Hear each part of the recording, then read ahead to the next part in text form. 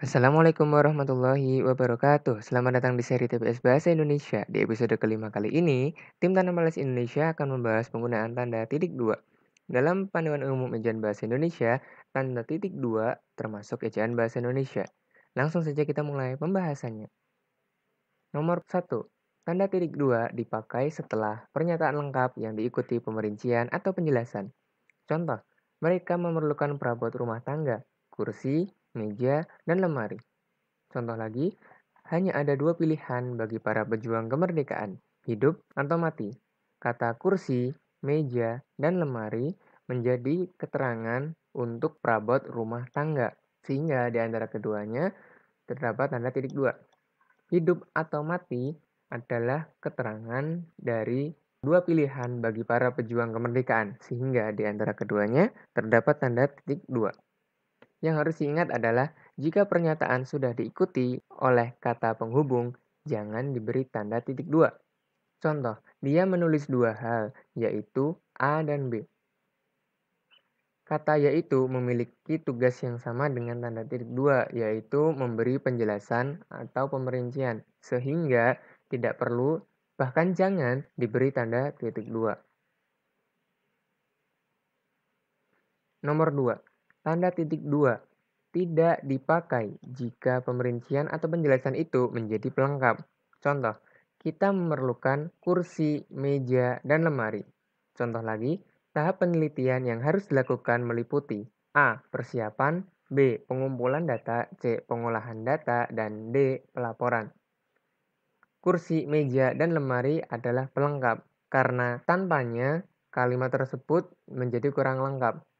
Coba baca, kita memerlukan. Kalau tidak ada kata kursi, meja, dan lemari, kalimat tersebut terkesan kurang karena tidak ada yang dalam tanda kutip diperlukan oleh kita. Karenanya, jangan ada tanda titik dua di antara memerlukan dan kursi, meja, dan lemari. Bandingkan kalimat tersebut dengan kita memerlukan perabot rumah, kursi, meja, dan lemari. Kursi, meja, dan lemari adalah penjelasan untuk perabot rumah. Sehingga seperti pada poin nomor 1, di antara keduanya terdapat tanda titik 2. Selanjutnya, nomor 3.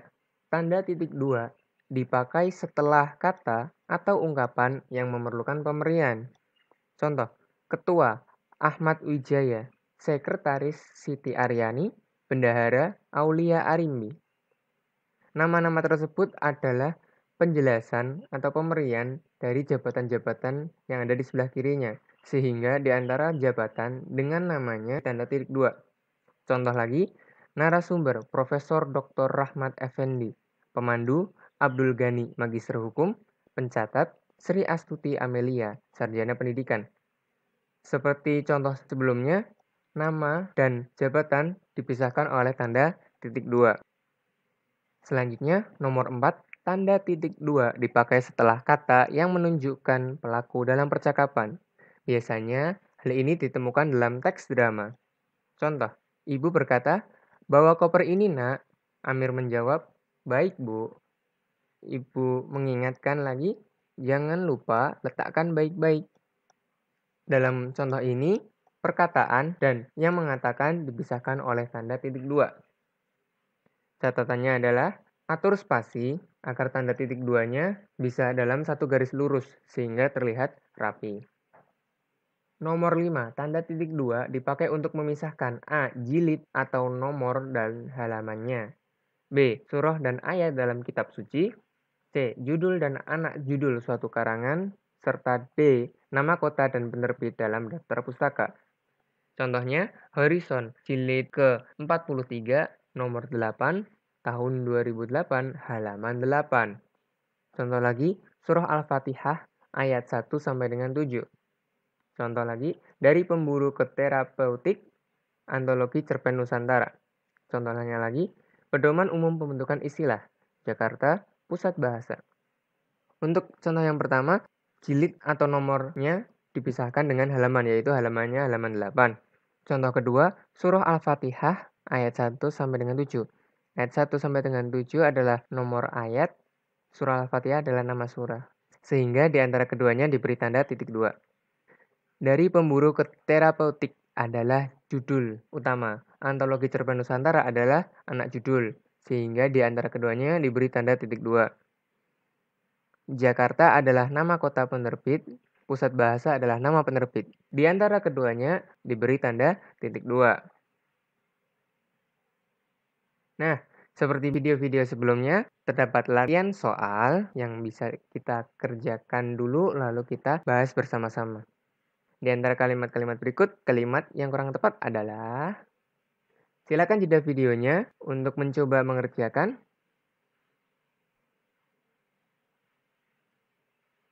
Bagaimana? Sudah dapat jawabannya? Jadi, jawabannya adalah D. Hanya 4. Kita bahas kalimat demi kalimat. Kalimat pertama, Bapak membeli bunga hias, mawar, melati, dan tulip. Kata mawar, melati, dan tulip menerangkan bunga hias. Sehingga di antara bunga hias dan nama-nama bunga tadi diberi tanda titik dua. Kalimat nomor 2, pada malam hari, ibuku hanya memberiku 2 pilihan, belajar atau tidur. Belajar atau tidur menerangkan 2 pilihan, sehingga di antara keduanya diberi tanda titik 2. Ingat, nomor 1 dan 2 sudah dibahas pada poin nomor 1. Kalimat ketiga, pada malam Jumat, aku membaca surah Al-Kahfi ayat 1 sampai dengan 31 bab salat maghrib. Surah Al-Kahfi adalah nama surah. Ayat 1 sampai dengan 31 adalah nomor ayat, sehingga di antara nama surah dan nomor ayat diberi tanda titik 2. Jadi kalimat 1, 2, dan 3 sudah benar. Kalimat keempat nih, aku akan pergi ke Tanjung Nusa Dua, Kepulauan Raja Ampat, dan Danau Toba. Setelah kata ke, jangan diberi tanda titik 2. Karena Tanjung Nusa Dua, Kepulauan Raja Ampat, dan Danau Toba melengkapi kata depan ke. Untuk membuktikannya kita coba hapus nama-nama tempat tersebut. Aku akan pergi ke. Terasa ada yang kurang lengkap kan? Karenanya setelah tanda ke, jangan diberi tanda titik 2. Sehingga jawaban yang benar adalah D. Hanya kalimat 4 yang kurang tepat.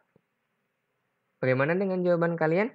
Coba baca-baca lagi tentang materi penggunaan tanda titik 2. Materi ini bisa dipelajari lebih lanjut dalam Panduan Umum Ejaan Bahasa Indonesia. Perbanyak latihan agar bisa mengerjakan soal dengan baik, insya Allah.